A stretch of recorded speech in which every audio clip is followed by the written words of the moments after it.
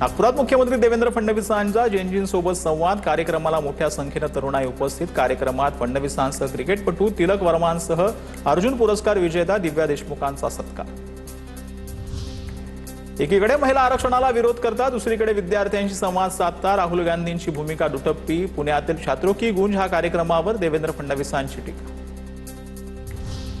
राजकारण हा माझा व्यवसाय नाही, राज्याचा मुख्यमंत्री होईन असं कधी वाटलं नव्हतं। जेनझी सोबत संवाद साधताना मुख्यमंत्री फडणवीसांचं वक्तव्य। नागपुरातील कार्यक्रम आणलेल्या लोकांचा नव्हता, महाराष्ट्राची खरी जनजी कार्यक्रमात होती। मुख्यमंत्री देवेंद्र फडणवीसांचा टोला। राहुल गांधींच्या कार्यक्रमात पैसे देऊन गर्दी जमावल्याचा भाजपचा। काँग्रेसचा कार्यक्रम स्क्रिप्टेड आणि पेड होता। काँग्रेसकडून तरुणाईच्या मनात संभ्रम निर्माण केला जातोय। राहुल गांधींच्या छात्रों की गूंज कार्यक्रमावरून रवींद्र दरेकरांची टीका। पुण्यातील सीओईपी राडा प्रकरणी काँग्रेस पाठोपाठ भाजपा आणि एबीव्हीपीच्या 30 ते 40 कार्यकर्त्यांवर पुण्यातील शिवाजीनगर पोलीस स्थानकामध्ये गुन्हा दाखल।